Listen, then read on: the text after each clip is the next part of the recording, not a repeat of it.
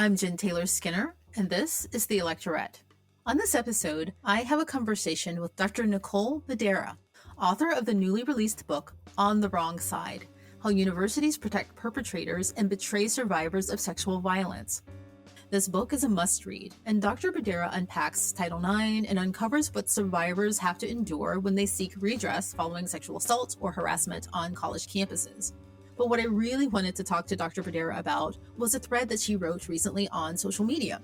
In that thread, she talked about how the threat of sexual violence is hanging over this election cycle, both implicit and explicit threats to women, frankly, who some see as stepping out of line.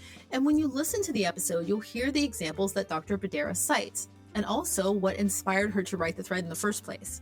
This is an episode that you'll want to listen to till the end, because I think you'll begin to see some of the rhetoric that's being used to strong-arm women during this election cycle in a whole new light.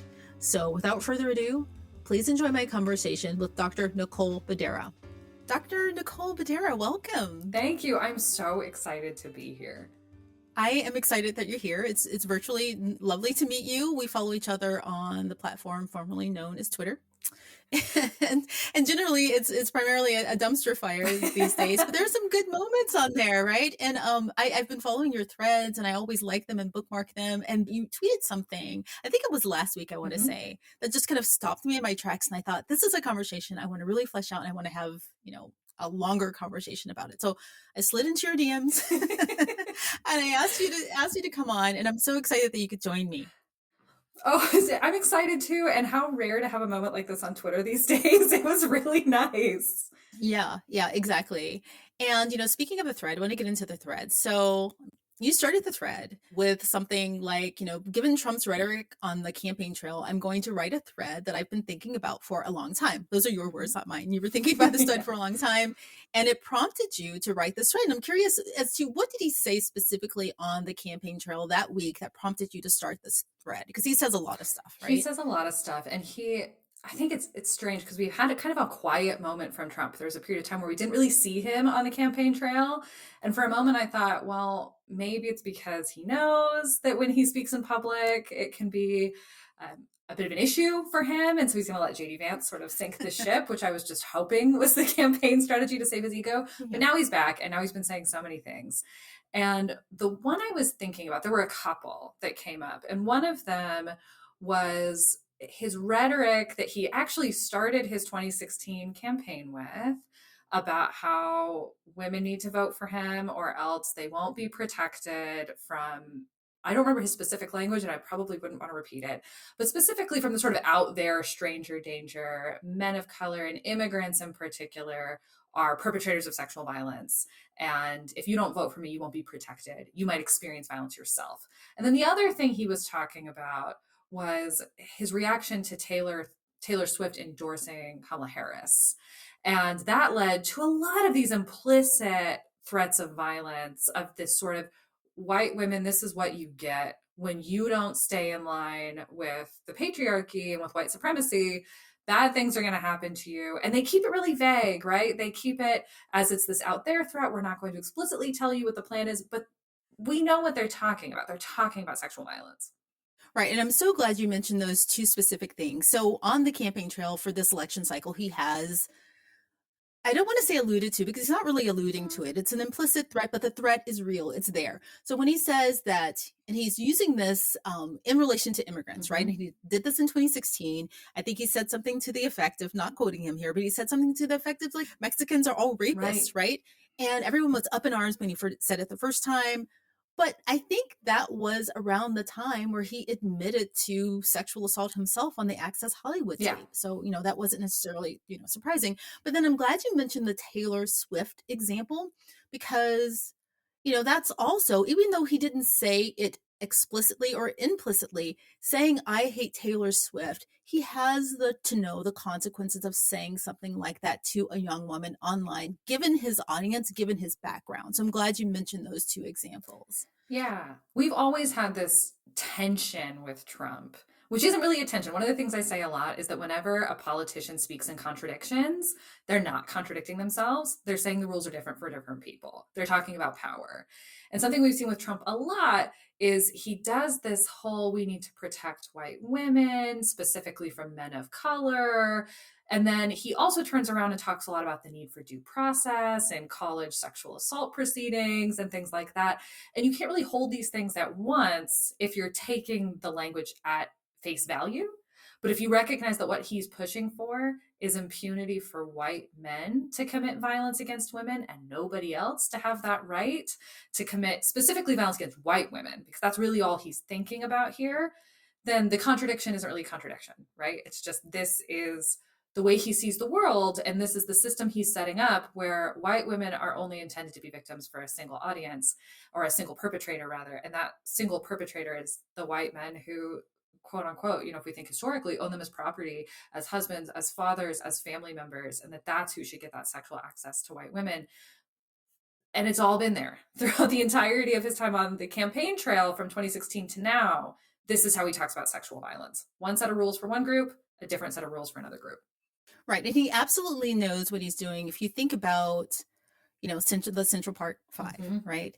He knows what the threat is, and he knows to link it to men of color, right? Because that's something that he's done expertly since, the 80s when he put that ad out for their execution for the Central Park 5. So, what he's saying is that he knows that sexual assault is a real threat, and it's a traumatic threat for women, and it's the worst possible scenario is to be a victim of sexual assault by a person of color, right? Like he knows that he's wielding that as a weapon. And the second thing I wanted to say is that he knows how his message comes across to his audience. If you look at what Elon Musk, as an example, said, following Taylor Swift's endorsement of Kamala Harris and following Trump's statement about hating her, he said, Taylor Swift, I'll give you a child. Which is also an implicit threat. Do you remember that tweet when he said that? Which is also an implicit threat of sexual assault to women. So he knows who his audience are. They both know. And the men, they know what to do with that messaging, right? They come after people like Taylor Swift. Yeah, and that's something I was thinking about a lot, because when these political figures invoke the myth of the Black perpetrator and the white victim, and I say myth because something that I think we all need to recognize when having these conversations is that most sexual violence happens intra-racially. The biggest threat to white women are white men. The biggest threat to women of color tend to be men of color because, again, that violence happens in our home. And so it's just whoever you're in your home with are the people who pose the greatest risk. And so when they invoke these myths, they're trying to do two things at the same time. And one of the things that they're trying to do is paint this racist story and then reify this racist story of men of color as sexually violent, as physically powerful, and need to be reined in, whether it's through slavery, mass incarceration, or lynching. That's something that I think on the left, we've done a pretty good job recognizing that threat for what it is when this myth comes up. The gendered threat is a little bit more veiled because what they're talking about isn't real sexual violence. These are myths, right? The reality is that the biggest threat of sexual violence comes from within racial groups, because it does mostly happen within our communities and within our homes that are racially segregated for the most part. And so what they're doing when they bring up the myth of the Black male perpetrator and the white woman victim is reminding white women of their sexual vulnerability in patriarchy. And the threat from the outside, they're using it to obscure the real threat of violence, while also the reason it triggers something and scares white women is because the threat of sexual violence itself is not fake. And this is actually something I talked about a lot really early in my career. The first keynote address I ever gave was on this very topic of how the out there stranger danger threat makes it difficult for women to recognize the risks that are around them in their real lives, especially from the men that we've been taught to trust and sort of give a pass, even if their behavior gives us all the classic red flags, all of the classic things that we should be looking for as potential sources of violence. We're told that that doesn't count. It only counts if it comes from out there. And so that's part of why it's a little bit harder to unpack the gendered piece of this, because they're speaking from two directions at once, which again feel like they would be contradictory. And that's why it's so powerful, because no matter which side you move to as a listener, white women are going to feel fearful after hearing these comments. They're going to feel like I need to get in line, which in an election is a really big issue because Right. this is a little bit in the weeds, and I don't know if it would come up in the story, come up in our conversation organically. But there's a piece of history I think about a lot when I think about these conversations about white women and voting. And it's something your listeners may or may not be familiar with. But the first state to give women the right to vote was Utah. And this is surprising to a lot of people because Utah has been a very conservative state. It is the most consistently conservative state in the country. But the reason that women got the vote in the state of Utah was because there was a presumption that Mormon families with multiple wives would get more voting power.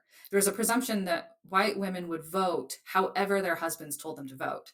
And when they didn't vote that way, Utah's the only state in the country that rescinded women's right to vote. And I think about this a lot in these elections where we've been having a lot of conversations recently to white women in particular saying your ballot is private.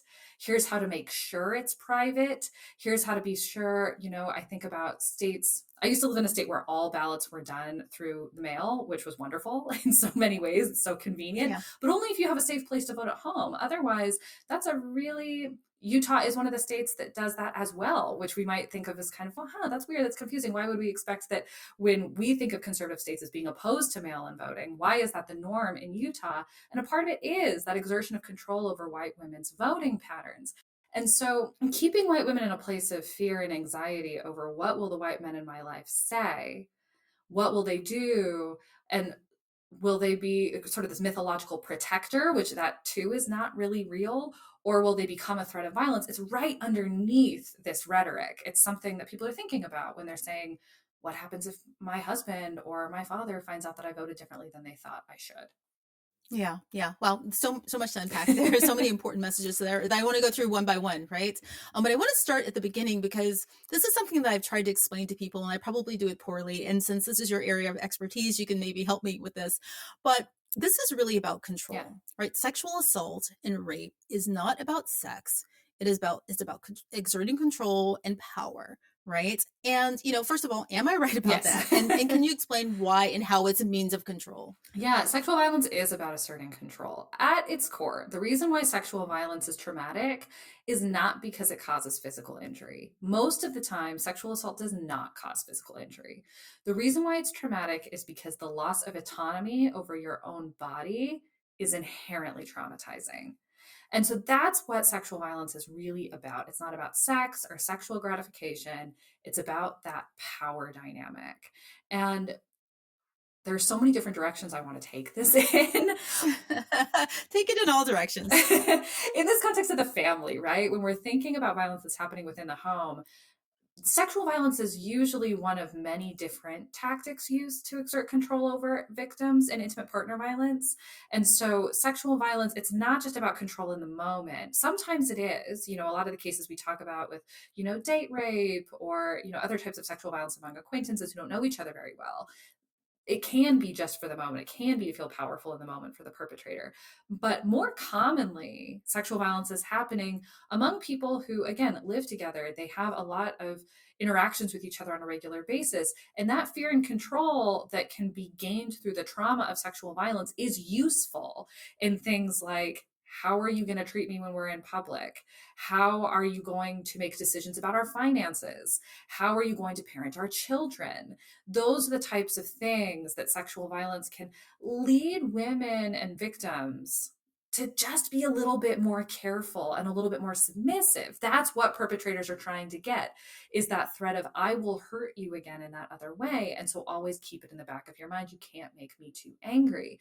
And I'll say that this happens in the dynamic between victim and perpetrator, but also socially as well. One of the benefits that all men get from sexual violence is that women and gender marginalized people in general walk around with a fear of that violence, thinking, ooh, should I push back on someone who said something rude to me in public, or to this person in my workplace who gets under my skin? Should I push back, or could this escalate?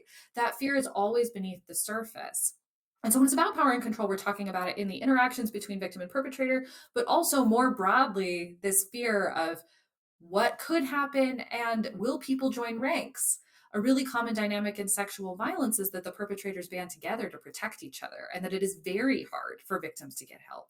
It is very hard for them to get to safety. And so then in those cases, you don't necessarily just have a single perpetrator. There's the fear of a loss of an entire community, which is something that victims in abusive relationships, for example, often experience when they leave. They're not just leaving their family, they have to leave their church, they have to leave their workplace, they have to leave their social group, because people do tend to take the side of the perpetrator. And so when we think about sexual violence that way, it's really clear it's not about sex. It's really clear it's about power and control. And once that power and control has been created and those dynamics are maintained, decision making in general becomes a little bit less agentic than it would be without that threat of loss of complete agency always right there. Yeah, wow, so much there. You reminded me of a conversation I had years ago, in the early days of the Electorette, and I can't remember who the conversation was with, but I'll dig it up and I'll put it in the show notes. But there was a survey. In the survey, they asked people, would you rather be a victim of homicide or a victim of sexual assault?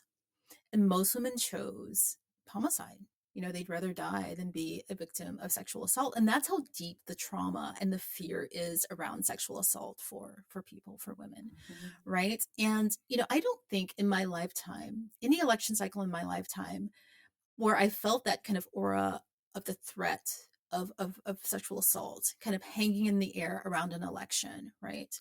And I was wondering what you thought about the idea that whether there's a correlation there. It seems like the more rights women are losing legislatively, the right to abortion and other rights, right? There seems to be an uptick in the feelings of kind of sexual assault and the threat of that coming from people who fear women kind of voting against that. I mean, is that correlation there? Is that fair?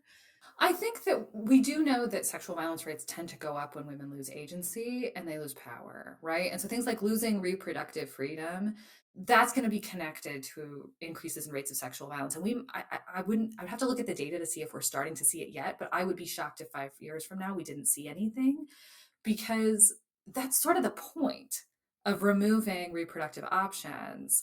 Is it's meant to trap women into situations they don't want to be in, and specifically in the roles of either workers or in the roles of the mother who is providing for sort of white supremacy and patriarchy within the home. And so, yeah, that is the point. And so those things are obviously going to be correlated. I think we're seeing upticks, and we definitely will if it hasn't been fully documented yet. We're really only beginning to see the horrors of what has happened since Roe was overturned. But the other thing I want to say is something that I'm thinking about as we're having this conversation is, shouldn't there be a risk? Shouldn't it be a bad thing when our politicians threaten women, and white women in particular, with violence, to say you have to vote this way or else violence will come to you? There's sort of a question here of like, why is that not raising alarm bells? Why is that not leading white women to say, oh, wow, you're threatening me with violence, I cannot vote for you. Obviously, this is a society that's worse for me. And the thing that's coming to mind for me is there's something called the just world theory. One of the places I've talked about this a lot, just to give a little bit of context, is around the Depp v. Heard trial. So I did a lot of press and a lot of interviews during Depp v. Heard, and I got a lot of emails from people who did not agree with what I had said. And most of those emails came from sexual assault survivors, or at least people who identified as sexual assault survivors, and I tend to believe them. And so what they said was, I can't believe you would take Amber Heard's side. I can't believe that you wouldn't take Johnny Depp's side as a survivor. Here are all the reasons why I don't believe her. Here's all the reasons why I think she's bad for the cause and we should leave Amber Heard behind. And what I saw in their responses was this invocation of the just world hypothesis. And so what that means is that for those of us, especially who had experiences with violence ourselves, we get triggered when we encounter rape threats. We get triggered when we hear about stories of sexual violence that make us feel like it could happen to us again. And so what a lot of people will try to do is say, I want to believe the world is just and fair. I want to believe this only happens to people who deserve it. I'm a good person. I want to believe that if I do the right thing, it won't happen to me, or it won't happen to me again. And they try to emotionally distance themselves from the victim. And so instead of doing the thing that sort of rationally would be more preventative for addressing sexual violence, which in the case of Depp v. Heard would be saying, we do not want victims of sexual violence to be facing defamation cases for identifying as survivors in public. This is a huge issue for free speech. Instead, they take the side of the perpetrator as a way of saying, I don't want this to happen to me. And here are all the reasons why it happened to her. And so if I can believe that I'm different than her, it can't happen to me. And so no matter what happens, I'm going to be protected and safe. And the same kind of logic has been under white women's voting patterns for a long time. This thought of the more that I lean into the patriarchy, the more it has to protect me. And so that's a piece of what's going on here too, is when these threats are made, we'd be thinking, don't people realize this is about power and control? This person is threatening you with violence. Wouldn't you run away screaming? But instead, there's sort of this sense of there is a lot of violence in our society. It's scary to recognize that we can't guarantee to any young girl today that she won't experience it when she grows up. There's no way of guaranteeing that. And that's a reality that's so horrible, a lot of us can't really grapple with it. And so instead, we're jockeying for positions to say, well, maybe the perpetrator will turn on someone else. And that's really central in these discussions. That's really central in why this rhetoric works, even though you would think it would turn off women voters who would say, I don't want to be with someone who's making these kinds of rape threats. Right. It's the safer stance to have. And presumably this is happening subconsciously, right? Yeah. They believe that if they take the side of the person who's the perpetrator, that they are just generally safer, even though that's not logical, like in the real world. Is that what's happening? Yeah, it really is something that a lot of people, if you point it out to them, they tend to say, wait, you're like, this Yeah. doesn't make sense. I shouldn't be doing this. And they tend to come back. They tend to say, okay, you're right. Especially if we can create safe alternatives and say, here is a path forward for a less violent society. That's a really important part of doing this work, is leaving room for hope, is leaving room for change. Because if the only thing you're hearing back instead is, well, no one's going to do anything about this, sexual violence is going to stay the way it is, well, then of course, the thing that feels logical on its face is I'm going to go try to hide in the corner over here where maybe the violent threat will be focused on someone else. We can recognize that as a selfish action, but also I think one that a lot of us can empathize with. It comes from a place of self-preservation as well.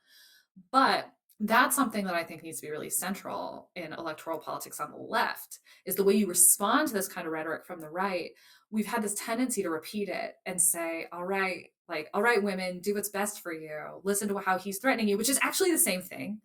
It's actually the same thing to then come back and Right. say, if Donald Trump gets elected, look what's going to happen to you. Look at what he's threatening. It makes it feel like no matter who wins, sexual violence is inevitable.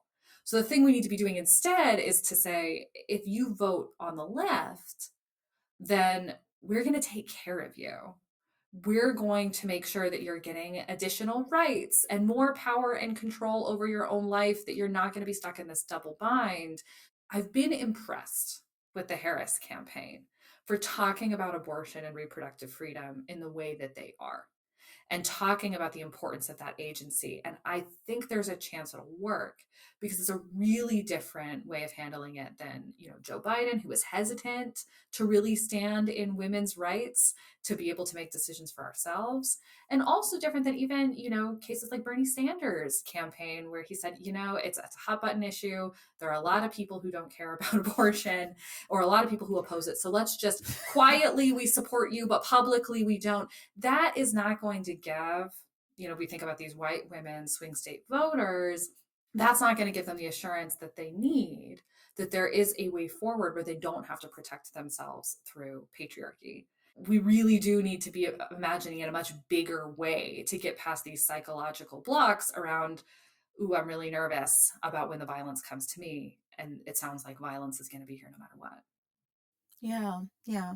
You know, she talks about, and I'm curious as to what you think about this, but she talks about prosecuting perpetrators and sex traffickers and rapists. She's talked about her years as a prosecutor, putting those people away.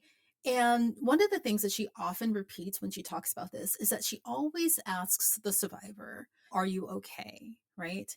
And another thing I want to add to that is, during the 2020 election cycle, when she was still in the primary, one of the things that she mentioned that no other candidate mentioned was clearing the rape kit backlog. There was a rape kit backlog in California, and she cleared that when she was in office there, and she promised to do that on a national level. And I'm curious as to what you think about her stance is now that she's at the top of the ticket. Is she talking about it in a way that's going to work for some women, or can the campaign messaging be tweaked around this, or should she just talk about it more? I think talking about it more would go a long way. I think that, at this point, there are some reasons that I am optimistic, and I think we should be optimistic. But in general, I still don't know that we've ever had a political candidate that has turned sexual violence into the political issue it deserves to be. I would guess it's because of a lot of the dynamics that I found in my research, which is that everybody takes the side of survivors up until the perpetrator is someone they know and like. And then there's a real hesitancy. There are a lot more perpetrators around than we think.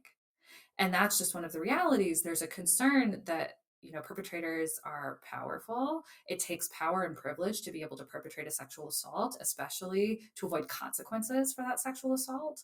And so they are kind of everywhere, and they're particularly powerful and everywhere. And so there's this real concern of what happens if they mobilize, what happens if they join ranks. But I it depresses me because there are so many more survivors than perpetrators. And there are so many survivors that are looking for support and who deserve support. And to end sexual violence, I think we have to be a little braver than that. And I do have some hope for how Kamala Harris is going to handle sexual violence in office for a lot of the reasons you're describing. Prosecutors have a lot of discretion for how they handle sexual violence.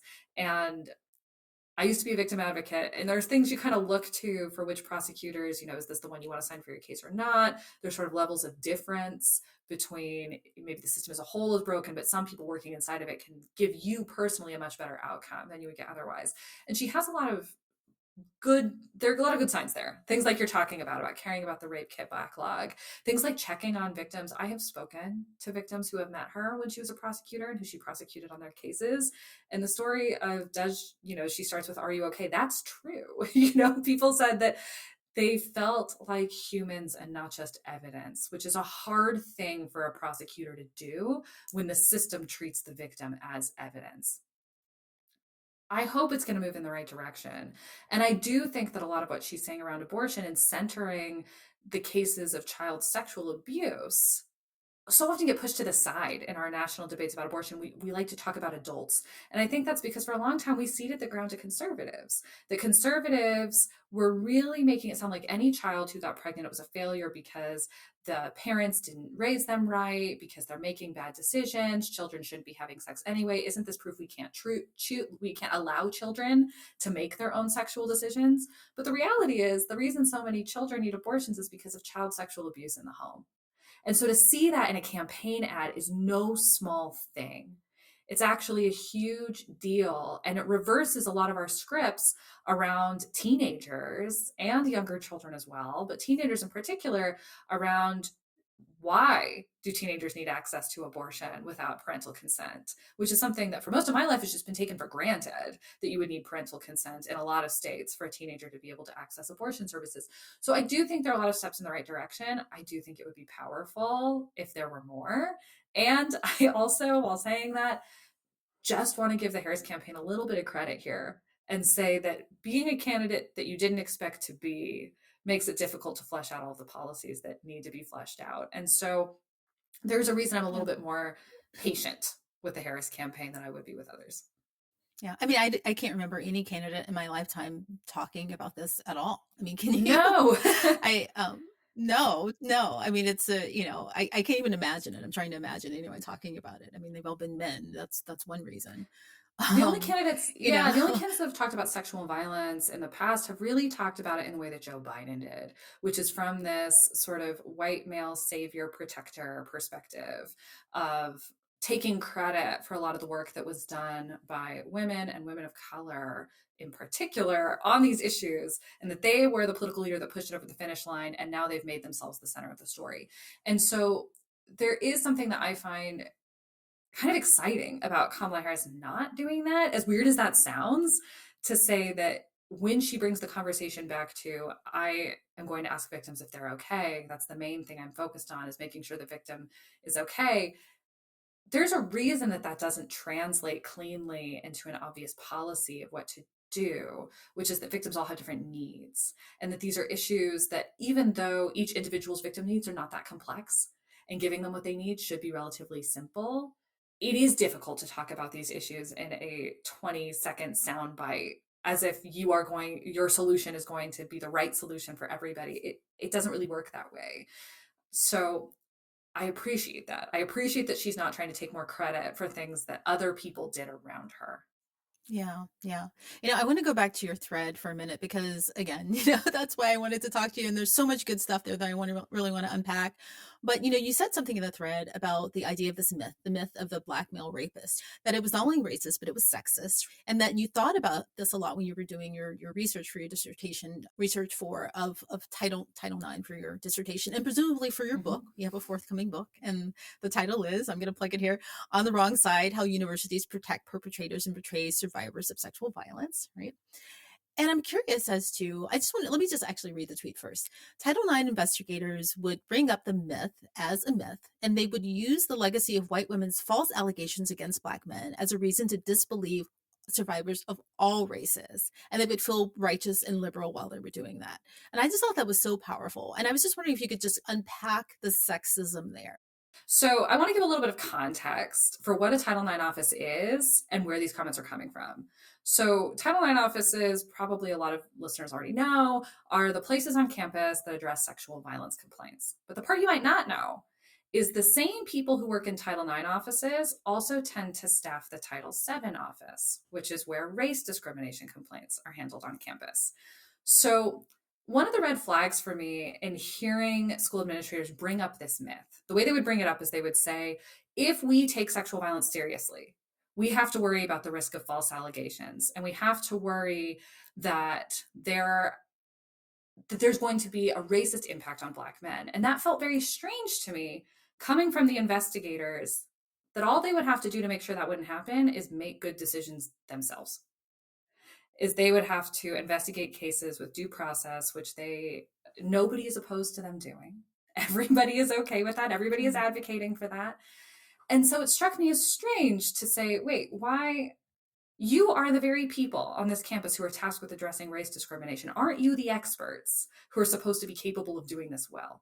So it's very weird. And that was sort of my first red flag. And then my other red flag, and this was not in the Twitter thread, but they would use the same myth in discussions of race discrimination.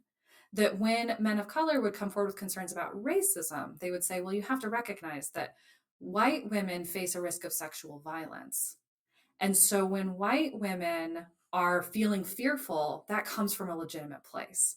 So they were talking out both sides of their mouth with this myth and looking at both groups. In each case, they were talking to a person who was facing real oppression. False allegations are very rare. And in this context, most of the time they were talking to white women victims accusing white male perpetrators of sexual abuse. And they were saying to them, by definition, we're just going to come to you with a lot of skepticism in a scenario that doesn't fit the scenario you're in. And so it struck me as, what is the invocation of this myth doing here, when the solution, again, feels really, really simple. The solution is just to do your work in a way that isn't racist. And instead, you're looking at victims and saying, was it a mistake for you to come forward? Don't you realize the legacy that you're walking into? Which, again, the legacy is disconnected, right? The myth of the Black male perpetrator and the white woman victim is based off of something that doesn't happen. These are false allegations. They are not real experiences of sexual violence. So actually, women who are coming forward about real experiences of sexual violence are doing something very different, but they weren't being treated that way.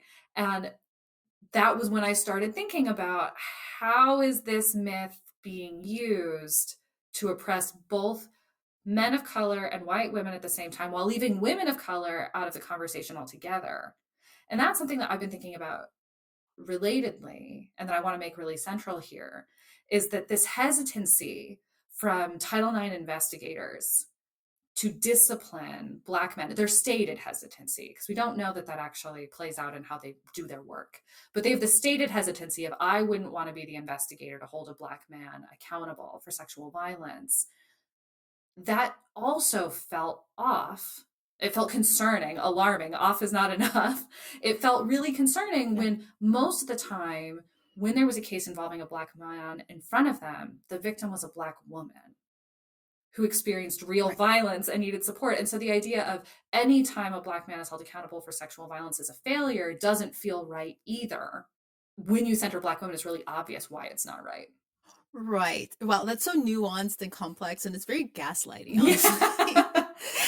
Yeah. it just feels like a complex layering of, gaslighting. And, so basically, the myth is a myth because generally intraracial sexual violence is almost non-existent, right? I mean, they're, white men, assault white women, black men generally assault, black women.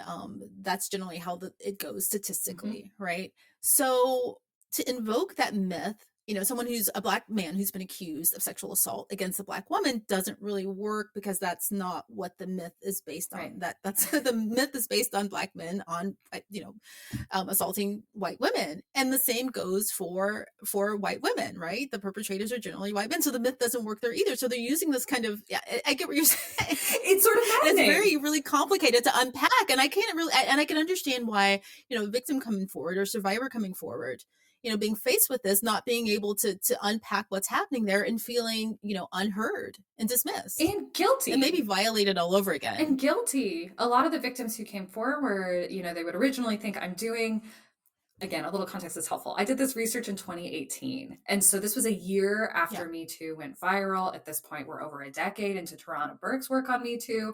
And women who are coming forward are getting urged to do so in a way that's really rare in our society. All of the victims who came forward in my dissertation work had a support network that said things like, this is what Me Too is about.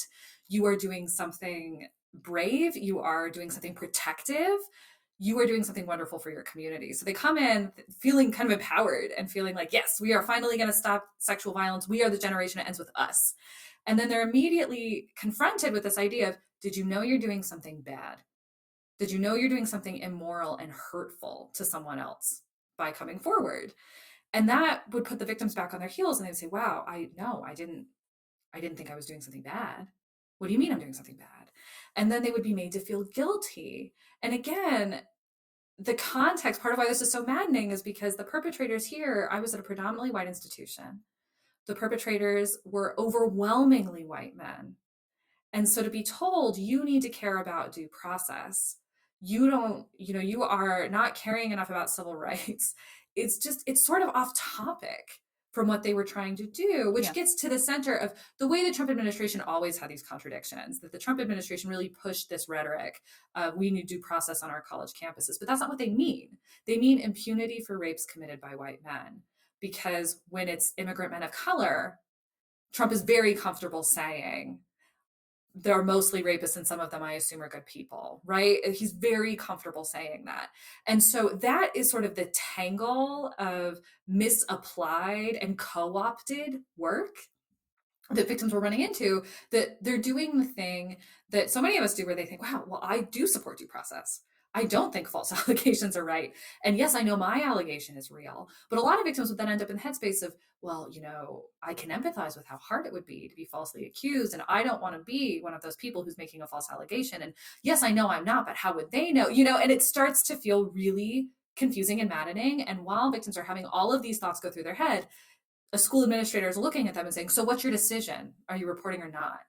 And so a lot of them would then say, oh, I don't feel ready. This feels complex. This feels nuanced. It feels like the right thing to do isn't as simple as I thought. I'm just going to stop. And then the school would say, okay, great. We support your decision, but it's not a freely made decision, And I do think, I just want to name that this is something that the Trump administration and conservatives in general have been really good at for a long time, which is they co-opt language that liberals care about, things like due process. Or when we think about the attacks on transgender people, they often use the language of feminism to say, isn't this something you support? Don't you care about violence against women? That's why you have to do this really regressive thing.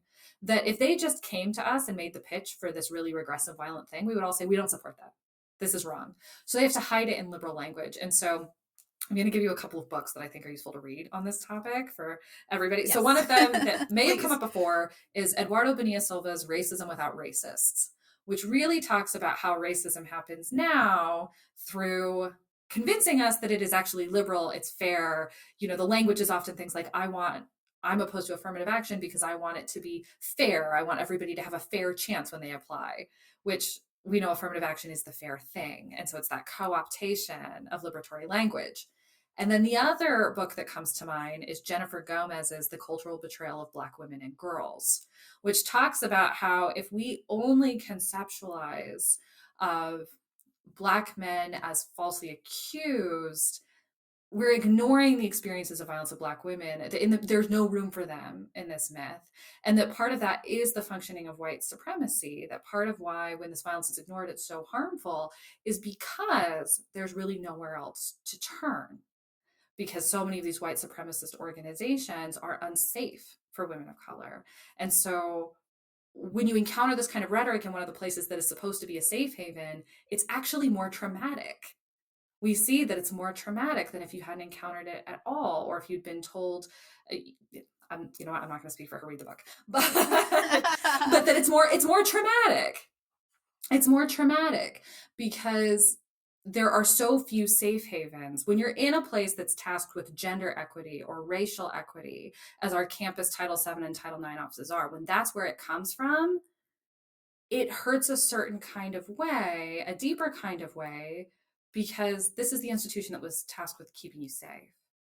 This is the one that said they were going to be better than that. And so when they're not, it does produce a greater traumatic impact than if victims had never sought or received help at all.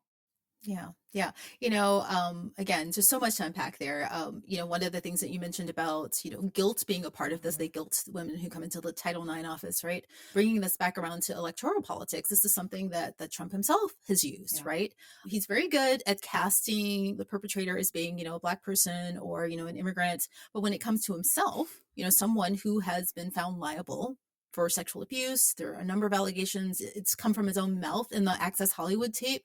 When anyone brings that up, he then plays the victim, saying, I'm being persecuted, they're coming after me, which I would imagine has the same effect of making women feel guilty for abandoning him, electorally abandoning him, saying, well, he's been persecuted, for these things that he didn't do. So we have to support this person who we believe is, guilty of sexual assault, possibly, it's interesting. Well, and it's exhausting because how complicated is the conversation that we're having, where we have to say, here's the premise of what he's saying, but that's not what he really means. Here's how we know it's not what he really means, because the premise of what he's saying is false, but this is what he's getting at, and this is a true issue.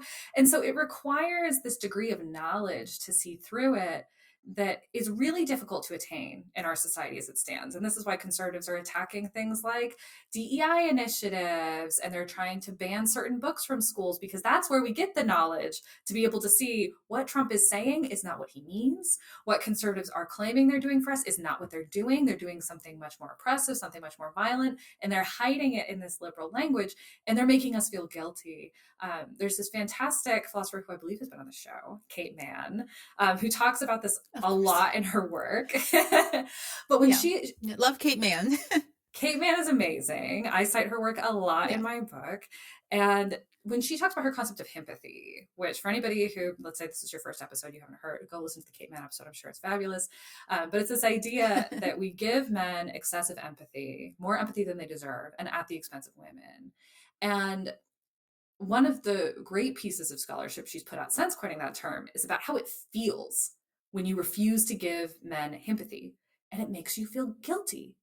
It makes you feel like you're doing something wrong. And I think a lot of us can relate to this. When I think about times in my own life when I've kind of felt this way, and I'm now trying to use that guilt to be like, ooh, I must be onto something. I must be doing something that goes against the grain and against the status quo if I'm feeling this way. I think about scenarios where I tried to hold someone accountable in my own life. And maybe at the beginning, and this is really similar to the stuff that was going on in the book with the school administrators too, but at the beginning, they would hear the survivor's story and they would think, wow, that is horrible. If true, which is always where they start, but they think if true, that is a horrible thing. But then they meet the perpetrator when they get their statement, and the perpetrator, they think, oh, this person is nice. Oh, I empathize with them. They are not that sort of caricature of a sexual perpetrator that doesn't exist, of, the stranger in the bushes, this one that's fake, right? They think this is just an ordinary man. And they start to empathize. And then if they start moving in the direction to support the survivor, the thing they feel is guilty. They feel like they're doing something immoral. They feel like empathizing, and, this person is saying they're hurting. They're saying that their life might be ruined, which they do mobilize that language, whether they mean it or not. And we have this knee-jerk reaction to say, I want to protect you. I want to fix this for you. And so they think they're doing something really good, because usually when we feel guilty, it's because we've done something bad. And that's part of what's so confusing about this. And we keep bringing up the word gaslighting. And I think it's appropriate here because you start to question your own judgment. You start to think, well, if I'm doing the right thing, why does it feel so bad? Why does it feel so bad to do the right Yeah. thing? And it's because it's all been twisted, because there's been so much dishonesty in what you think you're doing and what you've been told that you're doing, that if the conversation that's happening explicitly is not at all connected to what's really going on. And so anybody who just came into that conversation for a minute would probably think you are the bad guy, would probably think, oh, here's this person who says that he's a victim, and, this is so unfair to him, and why aren't you being kind to him in the way we would expect? This language is really powerful. But again, you have to do all this unpacking in the background that's really hard to do in the moment. And so when we have to make these high pressure decisions, it's really difficult to do. And elections, they tend to get more and more and more intense as we get closer to the election day. And so you don't really get a minute to breathe. I think about all of the revelations we had after the 2016 election was over. I felt when Trump won, I'll speak for myself here, I remember feeling like the heaviness of what was about to happen was clear to me for the first time. Not because I hadn't cared before, but because it was so overwhelming. It was intersecting with my lived experiences in all these painful ways that I could only digest a little bit at a time, especially if I was trying to take action. It felt like if I address this all at once, because I'm phone banking or I'm knocking on doors or whatever, I won't be able to get out of bed to do it. So I can only take a little piece. And then when it was all over for a minute, until we got back in the streets, but when it was over for a minute, I felt like then I could really sit with, wow, this is going to be so much worse than we were even telling each other, because it's hard to sit with it. And that's part of what makes us feel guilty. That's part of what makes us feel confused. It's too much to take in and process at once. And it's really unrelenting. Yeah. Yeah. Wow. I could talk to you forever, and I still have more questions here that I didn't get to, but there's one really important point that I want to talk about that I think you mentioned in your book. It wasn't in the thread, but the guilt that's heaped onto women is relentless, Mm-hmm. right? And we're talking about this in the context of electoral politics and at universities, but specifically in electoral politics. You said that Republicans are very good at doing this, and to making white women think that there's a scary person in the bushes who's going to assault them. But there isn't fully a let up on the left either, because you talk about this idea of Mm-hmm. carceral feminism. And I want you to talk about that for a minute. What is that? I've seen it myself, by the way, right? I've seen it myself, and I couldn't articulate why it felt so bad, Mm-hmm. right? And it felt wrong, but you can explain to me why. Yeah. And so, again, I'm going to say that a lot of my thinking in the book came from an essay that Sarah Ahmed wrote. I'm a big person, want to cite the people who gave me all these ideas. But Sarah Ahmed wrote a great essay called The Complainer's Carceral Feminist. You should read it if this is something that you're like, yes, this has always felt kind of off to me and I want to see it and I want to think about it. This essay, it's short, it's so brilliant. And she draws really heavily off of the work of Mariama Kaba, who's an abolitionist whose work has been co-opted. And we should name that really explicitly, that a lot of the time when people are calling people who care about sexual violence carceral on the left and saying, if you care about sexual violence, if you want to say out loud that you've been violated, especially if you want to name your perpetrator, that's inherently carceral, as if all ways of handling sexual violence are the same. Those are not abolitionists. Overwhelmingly, the people who are saying that are co-opting these abolitionist talking points. Mariama Kaba started her career as a campus sexual violence activist. This is not a movement that is ambivalent about sexual violence. Sexual violence is in the center of the abolitionist movement. So all of that aside, some table setting. But one of the things that victims on the left will encounter is when they try to come forward, they will be treated just like on the right, as if they are ruining lives, as if they are causing harm, and that the harm that they are causing by naming the sexual violence they've endured is equal to the violence of sexual assault itself, if not greater. And it comes through things like some of the examples that we'll see are things like unions will hesitate and often fall apart when women working inside of unions say, we want to take sexual harassment seriously. We want our perpetrators of sexual harassment removed from our workplace because we want our workplace to be safe for us. And they're cast as carceral. But one of the things that Mariama Kaba says that is really brilliant. And she makes this distinction from punishment and consequences that I think all of us on the left should really be sitting with right now. And punishment is causing someone harm for the sake of suffering. The point is just for them to suffer. It's that kind of thinking of, I'm going to punish you. I hope it teaches you a lesson. There's no pedagogy behind it. There's no reason you would learn the lesson. The point is just kind of, we're going to make you feel bad, and hopefully like that's enough. Versus consequences recognize that the actions that we have in society, they just cause things to happen. And then there's a question of who bears the consequences. And so in the context of sexual violence, the thing that I argue in the book is that there are inevitable consequences of sexual assault, namely trauma.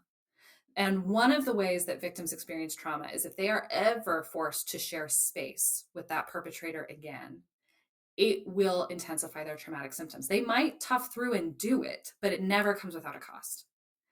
And one of the main things that sexual assault survivors say they want in studies is to never see their perpetrator again. And this isn't something that we look at victims and we say, just turn it off, get over it. If you heal well enough, won't that go away? No, it will not. That is just the way it is. Because the violence is so severe, your body will never be able to trust that person again. You'll never be able to relax around that person again. And that is not something that we can change about ourselves. And so if that's the consequence of sexual violence, then there are a lot of things that are going to happen after that are unavoidable, including that the victim will feel like they have to leave spaces that the perpetrator is in. And so there are all of these sort of natural consequences of sexual violence. And one of the things that we're not very good at on the left is distinguishing, is this thing that a victim is asking for causing harm? The point is just punishment for the sake of punishment. Or are they just saying, if the two of us can't be in this workplace anymore and one of us has to leave, I would like it to not be me. I was already sexually assaulted. Isn't that enough? Isn't that already too much, rather? And wouldn't it be nice if the perpetrator was the one to go? And also, it's worth noting that a lot of victims, when they come forward, they're thinking about their communities too. It is an act of love to say, I know this person has caused harm to me. I know that they weaponize their position of power, and I don't think we can trust them with it. They could do this to someone else, but we tend to blame victims instead, right? We tend to respond to that act of love and say, well, maybe it's something you did. Maybe he wouldn't do it to anybody else. And that's something on the left we really need to try to get away from. We really need to run away from it as quickly as possible, and to instead say, yeah, the consequences are natural. And how do we make sure we're borne by the person who chose to act violently? It seems really simple when you lay it out that way, but again, it gets really complicated and convoluted when a lot of the language of activists is getting co-opted, which we've talked about on the right. And, it's something the left is doing too, by saying things like, this is carceral, or saying things like, one of the words that gets weaponized a lot on the left is inclusivity. There's this idea that if we ever remove a perpetrator from a leftist space, that is akin to abandoning them and abandoning our values of making space for everyone at the table. But it's not really a fair situation to put a survivor in, because that's making the survivor responsible for all inequality in our society. And while sometimes it is true that if the perpetrator is marginalized, that there might not be a lot of other spaces for them to find, what that rhetoric does and what that demand does is say, well, if we can only have one of you here because the two of you can't share space anymore, then we're going to pick the perpetrator every time. And the victim is the one who's going to have to leave. And what that actually does is it makes our leftist spaces unsafe too. It makes it so that there are no safe spaces for the gender marginalized, for victims of sexual abuse. And when we say that our leftist movements aren't intersectional enough, this is the kind of stuff we're talking about. We do have to have boundaries about who we allow in these spaces. And if we include people who are going to bring those oppressive ideologies and physical and emotional violence from outside, well, then now we're just replicating the outside dynamics. And now we don't have that safe haven anymore. And so it's something we need to be really careful about, is that when we have to think downstream of how are we using this language. A lot of people, I think, really, when they say things like it wouldn't be inclusive to remove a perpetrator, they really mean it. They really think they're doing the right thing. But you have to think through, well, how many times did the victim disappear? Did they feel included? Is it possible to include both people? And some of this does require, on a basic level, just a deeper knowledge of what trauma does to the body. And deeper recognition of what victim blaming really looks like. Because it isn't just asking people, what are you wearing? It's also saying, why aren't you over this yet? Why haven't you healed enough? Why can't you be okay with being in this situation? These are burdens that victims can take as long to heal as they need. It is a hard thing to do. And for a lot of victims, they might not have access to the resources and the safe spaces they need to heal. That has to come first. So when we deny them access to space and say, until you're healed, don't come back here, well, where are they supposed to heal? What are they supposed to do? And it's the same issues as on the right, but in a slightly different form on the left. Slightly different values are the ones being weaponized. Slightly different, but it does sound still a lot like a cousin of empathy. Right? It is. Well, yeah, it is. The dynamics are the same. Yeah. The dynamics are the same. For us, on the right, they might weaponize freedom or, language like that. And on the left, we choose inclusivity. So the specific value is different, but the mechanism through which they're doing it with empathy, you're right, it's exactly the same. It's exactly the same.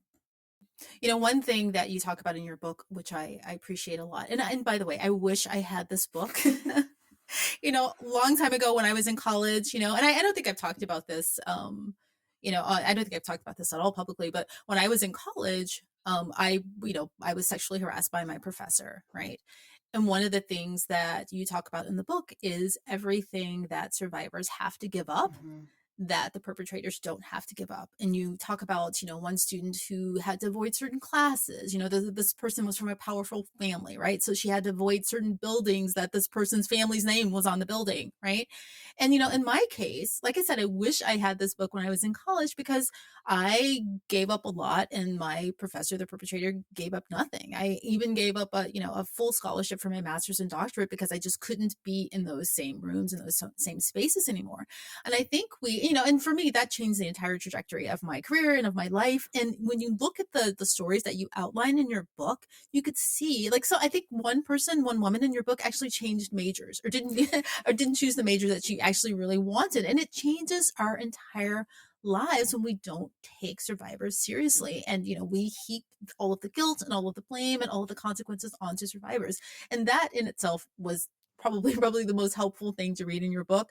But I don't know, can you talk about that a bit more? Yeah, you're touching on exactly why I decided to study college campuses, which is not because I have a unique interest in universities as an institution, but because universities, for a lot of young people and the most privileged young people in our society as well, this is where they learn the norms of adulthood. And so for men who are given impunity for their violence, they're learning how to commit violence in their workplace and in their family and in their church and all these other social spheres that they'll be in without detection and without consequence. And so that really matters. And for survivors, it is things like where you can safely be on campus determines what job you're going to have. It determines how you're going to think about other survivors. A lot of the time, the victim blaming we learn on campus, we bring with us and we externalize onto other people about how I did it, you can do it too. And so these lessons really matter. There's this one study that has stuck with me from the moment I read it, which found that one of the best predictors of whether or not a woman will complete a degree in STEM is if she was sexually assaulted while in college. And as soon as you hear that, it makes perfect sense for so many reasons. One of which is we know that most sexual abuse happens from someone you know. And so it's a good chance that your friends are people in your major. And if a lot of victims change majors after they're sexually assaulted, if they can, sometimes the university makes that hard, but a lot do as a way to get distance from their perpetrator. And so that's going to change, like you're saying, the entire trajectory of your life. You're now becoming an expert in something different. The types of jobs you'll be qualified to have, the types of knowledge and information you have access to are totally different. But then the other reason are some of these structural issues, especially in these masculine, hyper-competitive majors with weed-out courses. If you were sexually assaulted the same semester you're trying to take organic chemistry, where the failure rate is so intentionally high, it's not surprising that you might not be able to be pre-med anymore. And you might have to change majors instead. It's interesting. I did my master's degree at the University of Maryland in sociology. And the way that nobody knows what sociology is when they get to campus. And so the way that we sort of caught these students that were slipping through the cracks was something really smart that I don't know who came up with it, but the sociology degree had the lowest GPA requirements on campus. And so that was something that really influenced the way I thought about the work of the book was who is losing out on the academic opportunity they wanted first. And now they're ending up in sociology because their other option is to drop out, which is kind of a nice place for them to land, because now we're going to talk about how the system has failed you and give you this information from the very beginning. But that's really a big part of what motivated me to write the book, is and to study this, is seeing the way people's entire life trajectories were changing. And it really is true that it's survivors who are taking on these roles, and it's survivors who are taking on these sacrifices. One of the things that was really startling to me in my research is there's this one case that's a really good example of this. It's just how much victims were expected to give up so that their perpetrators were not inconvenienced. And there's this one case of a victim who, she is an RA, and she's sexually assaulted by one of the students in the group home she's an RA for. And obviously it happened in her bedroom. He walked into it because the layout of the dorm made it kind of impossible to have real privacy in this space. Their closets were outside of their doors. So it's so strange, but they didn't have any privacy. Okay. And so her door had to be open whenever she was like looking for new clothes to change into, or packing for a trip or something like that. And that was how the sexual assault happened, was that he came in when her door had to be open so she could access her closet. And after that, she obviously wasn't going to feel safe there anymore. And she would never feel like she could have her door open, but there was no way to remove him with any expediency. And so the best that the school would offer her was this long drawn out investigation that would probably only make him angrier. And then once it was over, they might consider moving. But at that point, the semester was probably over. At that point, they probably would have left anyway. And that's in this period of time where we're telling victims to wait because we don't want the perpetrator to give up anything. The victim in this case started sleeping on the couch of other people's houses because she didn't feel safe coming home, and she was living with housing instability. The students who were living in that group home not only were still on campus with someone who was known to be sexually violent in their home with all the same issues and structural vulnerabilities that the victim I interviewed had experienced, but he was getting more irritated because he'd lost control over his victim, and they didn't have an RA present. The person who you're supposed to report this type of violence to, she couldn't safely be on campus. And then she ended up informally changing spaces and switching roles with another RA, who then again is another person, another woman who's moving into this dangerous job. And all of the students in that previous building are also getting a new RA, and they're also getting this lack of continuity in their care. And it was just stunning to me that not only were the victims giving up a lot, and they were, but everybody else on campus was too. That now, since finishing the book, I've been trying, it was really hard for me to sit there as a researcher and to not say anything and to not try to fix these problems, to just witness them for what they are, which I think that knowledge is valuable. But now I'm trying to pay a debt and doing a lot of consulting work and trying to come up with, share some of these solutions and help people make better decisions in organizations that are really committed to ending violence. And it's something that we run into in our consulting work now all the time, which is the school will prioritize the perpetrator and say they cannot be bothered in any way. And so then, in a graduate program, all of the other graduate students in the cohort are getting different educational experiences, because the only way that they can take a perpetrator out of a position where he can cause harm in the classroom is to apply that change to every single student. So now every single student is having an education that isn't what they were supposed to be getting from their syllabus. Yeah. And it's turned into this kind of mass punishment model that if you're going to do something to constrain a perpetrator, like everybody has to take the hit together. Everybody has to agree to that. And not even agree. A lot of the times if you're a bystander to this kind of stuff, you don't even know what's going on. Just all of a sudden your education is different, your housing situation is different, and what happened, you don't even know. And so it really is a concern that I don't think we're taking seriously enough. We've spent so much time thinking about how to be fair to perpetrators that what ends up happening is everybody else is being expected to do the things that we think would be so unfair for them. And again, when you see it that way, it feels so obvious of like, if it's not fair for the perpetrator, why would it be fair for the victim? But we have just normalized that. We're really comfortable asking victims to take on more burdens and more burdens and more burdens. And that's the exact opposite of the way it should work. Yeah. Yeah. Wow. Wow. You know, I have to mention your book again, On the Wrong Side: How Universities Protect Perpetrators and Betray Survivors of Sexual Violence. You have to pick up this book. Yeah. So get the book. And, you know, thank you so much for all of the work that you've done. Just thank you so much for coming on. This has been a really, really insightful conversation for me. It's been really great. And just thank you. Thank you for everything. Yeah. Thank you for having me. And thank you for hosting this incredible space to talk about stuff like this. I'm, again, so excited that I got to be a part of this. And anybody listening, I would love to hear what you think.